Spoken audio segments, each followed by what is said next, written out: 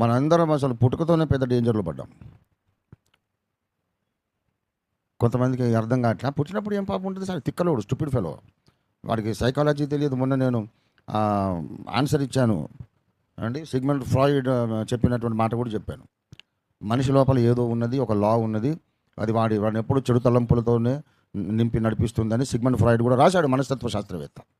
That is what we call the law of sin and death. మనిషిలో ఏమి లేదు, అంతా ఓకే అని ఈ క్రిస్టియన్ స్టూపిడ్స్ మాట్లాడుతున్నాడు. వాళ్ళెవరు స్టూపిడ్ క్రిస్టియన్స్ అనుకోపోని. మనిషిలో కొంచెం హైరే, కొంచెం తక్లీఫ్, కొంచెం ప్రాబ్లం హై, అది ఉంది కనుకనే దేవుడు మనిషి కావాల్సి వచ్చింది. లేకపోతే అవతారం అక్కర్లేదు. మనమే నీతి బోధలు చేసుకొని డిసిప్లిన్డ్గా ఉండి పరలోకానికి పోవచ్చు. కానీ నువ్వు ఎంత డిసిప్లిన్డ్గా ఉండి, ఎంత నీతి బోధలు ఎంత చేసుకున్నా, వేషభాషలు ఎంత పరిశుద్ధంగా ఎంత బాగా మార్చుకున్నా, చాలా నిష్టగా బ్రతికి చాలా నిష్టగా నరకానికి వెళ్ళిపోతాడు వీడు. గమ్యం మారదు. నీ భక్తి, నిష్ట, నీ పుణ్యకార్యాల వల్ల నీ గమ్యం మారదు. ఆదాముకు పుట్టావు కనుక నరకమే నీ గమ్యం. ఇది ఎవడు మార్చలేదు వాస్తవం. అందుకే సృష్టికర్త మానవ జాతిలో ప్రవేశించాల్సి వచ్చింది. దేవునికి స్తోత్రం కలుగును గాక.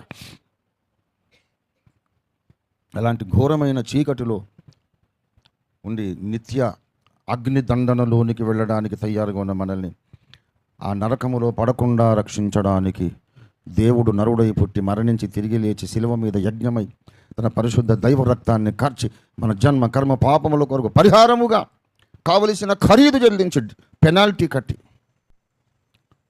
కట్టి మన పాప క్షమాపణకు కావలసిన ఒక ఆధారము కల్పించినాడు. అసలు క్షమించడానికి వీలు లేదు. ఏం బేసిస్ మీద క్షమించాలని తండ్రి అని దేవుడు అడిగితే కుమారుడు అంటాడు, ఏం బేసిస్ అంటే వాళ్ళందరూ తప్పులు చేశారు, కరెక్టే, పాపానికి వచ్చే జీతము మరణం గనక వాళ్ళు మొదటి మరణం రెండో మరణం పొందాలి. మరి బేసిస్ ఏంటంటే లాజికల్గా ఎప్పటికీ మరణించడానికి అవసరమే లేని నేను మరణించానుగా. I'm a person who need never die, eternal being, ఆది మధ్యాంతరహితుడను, తండ్రి నీతో సమానుడను. అసలు నేను చచ్చిపోయే కేసు అవసరమే లేదు కదా. ఎప్పటికీ చచ్చిపోయే అవసరమే లేను నేను ఇష్టపూర్వకంగా చనిపోయాను కదా. ఇది వాళ్ళు పొందిన మరణమని నా ఖాతాలో రాసుకో, ఇది వాళ్ళు పొందిన మరణమని లెక్కలో రాసుకో. మానవులు పాపం వల్ల వచ్చు జీతం మరణం, మొదటి రెండవ మరణాలు కూడా పొందాలి. అయితే పొందేశారు, అయిపోయిందని లెక్క రాసుకో.